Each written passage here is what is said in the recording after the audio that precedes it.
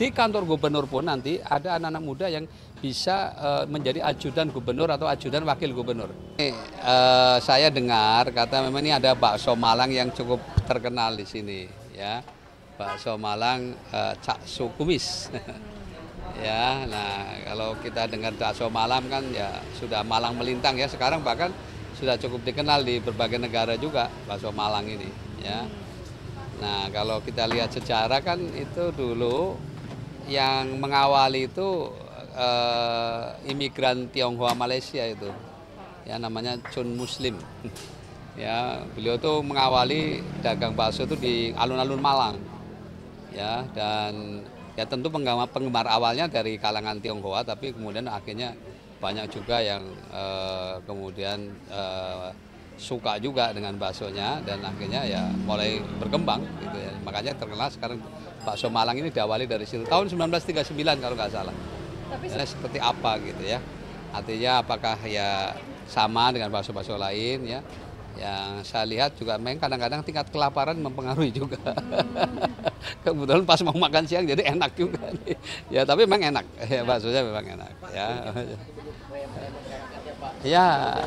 Ini juga ada di lingkungan ramai gitu. Apa nanti pasangan Ridho juga mau belanja masalah dari teman-teman UMKM juga, Pak? Ya tentu saja. Justru kita ingin memang banyak mendapat masukan juga dari teman-teman pelaku usaha ini, terutama yang sudah ya kunci suksesnya apa sih sebetulnya supaya juga bisa nanti pada saat kita memberikan kesempatan untuk Gen Z terutama untuk mau berlatih ya atau mau ya praktek dan sebagainya magang.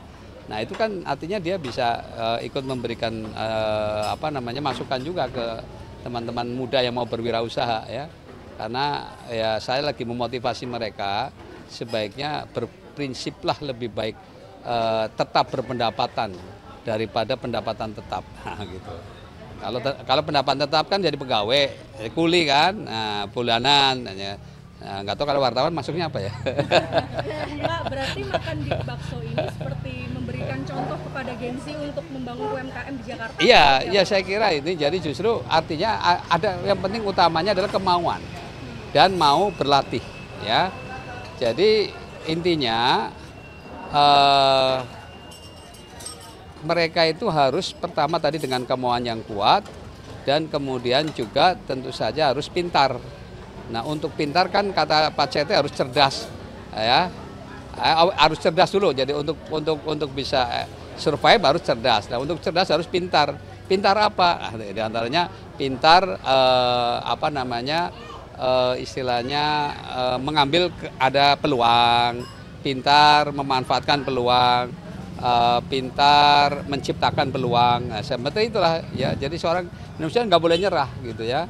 Dan saya yakin ini pasti Cak Kumis ini pasti juga mengawalinya pasti berkali-kali mungkin juga ada kegagalan-kegagalan yang dia lalui, tetapi jangan menyerah dengan kegagalan itu. Ya seperti Jack Ma ya. Jack Ma itu sukses karena belajar dari kegagalan orang. Ya, kegagalan orang. Pak, tapi kalau dari Ridho sendiri ada nggak sih Pak program yang mengajak anak muda untuk giat berusaha untuk UMKM? Iya, justru itu kita malah dorong pada para pemuda ini kita berikan peluang-peluang tadi, bahkan termasuk juga tadi untuk magang di berbagai profesi yang ada. Nanti kita akan berikan kesempatan itu.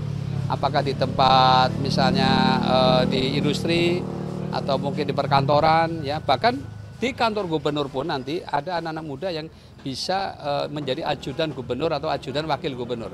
Jadi bersama saya nanti sepekan lah bersama saya, dia ikut kemana saya bekerja, dia ikut bersama saya juga nanti dia belajar dari pengalaman seorang wakil gubernur misalnya dan seorang gubernur. Ini sudah kita akan berikan kesempatan itu untuk anak muda. Dan tentu co-working space itu tadi juga akan kita berikan perbanyak ya supaya mereka juga bisa berlatih dimanapun ya, sesuai dengan minatnya ya.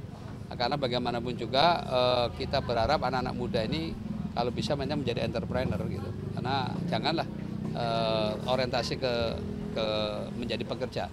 Nah ini dalam kesempatan ini justru ini saya akan traktir ini traktir warga Jakarta dengan apa? 8 program. Ya, pertama saya akan traktir namanya bakwan. Apa tuh bakwan? Nah, bakwan itu bangun kota, rawat lingkungan. Nah, itu singkatannya bakwan. Ya, kenapa bangun kota, rawat lingkungan? Ya, karena memang kita akan membenahi perumahan kumuh kan. Ya, sekaligus juga bagaimana menciptakan, memperbanyak ruang terbuka hijau. Ya, itu satu ya. Ingat-ingat bakwan ya. Ya, jadi apa tadi? Bangun kota, rawat lingkungan. Nah, yang kedua kue putu. Kue putu tahu kue putu? Ya. Jadi kemanapun irit hemat waktu dan hemat waktu. Kemanapun irit dan hemat waktu. Ya tentu memperbaiki persoalan transportasi. Ya itu yang akan kita benahi. Yang ketiga laksa. Nah, makanan khas Jakarta kan ada laksa ya. Nah laksa itu artinya pelatihan siap kerja. Itu diantaranya anak muda nanti. Ya pelatihan-pelatihan itu. Ya yang keempat petis. Tahu petis? Nah petis itu pendidikan baik dasar maupun menengah gratis. Petis pendidikan gratis ya. Yang kelima asinan. Nah, agenda solusi hujan aman. Nah, kita mengatasi persoalan banjir ya itu. Terus yang keenam rujak. Rumah terjangkau dan terpadu. Ya, jadi kan kita harapkan orang miskin kota pun bisa tetap tinggal di kota. Ya, tidak tersingkir karena tidak lagi mampu untuk bayar ngontrak ataupun bayar untuk cicilan ya. Nah, yang keenam rujak ya, rujak itu rumah terjangkau dan terpadu. Udah tadi ya rujak ya. Oh, udah. Oke, yang ketujuh ketupat. Ketupat kredit tanpa bunga, akses cepat. Ketupat ya, kredit tanpa bunga, akses cepat. Ya, kita terutama untuk UMKM di antara 500.000 sampai 10 juta tanpa bunga. Ya, itu akan kita prioritaskan. Nah, terakhir semur. Semur itu sembako murah. Ya, terutama nanti dalam setiap bulan sekali kita akan ada pasar murah di setiap kelurahan. Ya, jadi untuk mengatasi supaya tidak terjadi inflasi yang memberatkan warga. Saya kira itu ya. Ya pertama tadi sekolah gratis kan, yang kedua juga kan plus juga dia juga sudah ada backup untuk makanan gratis juga buat mereka ya. Ya nanti ditambah dari Pemda juga gitu ya. Jadi memang kita akan usahakan anak-anak yang memang dalam proses belajar supaya konsentrasi belajar ya. Jadi tidak seperti tadi memang kita perhatikan kasihan mereka harus mencari tambahan mungkin ya. Atau barangkali mungkin dia sekolahnya siang, bisa jadi kadang-kadang juga ada yang seperti itu. Ya, saya pernah ketemu di Blok M, kamu kenapa pagi-pagi jualan sini? Ya Pak nanti siang sekolahnya katanya. Oh, ya, jadi bisa juga mungkin memanfaatkan waktu ya. Tapi orang-orang seperti ini juga sebetulnya ya sepanjang memang tidak mengganggu dalam penjualannya ya, mengganggu ketertiban umum. Sebenarnya nggak ada masalah ya. Ya, mereka juga perlu dilatih.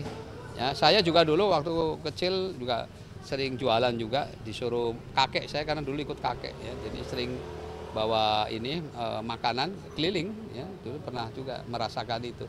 Jadi ada manfaatnya juga sih gitu ya. Ya negosiasi, ya, tawar menawar gitu ya. Itu ternyata di dunia politik penting juga kan. Seperti itu. Oke ya, cukup ya. Yuk kita.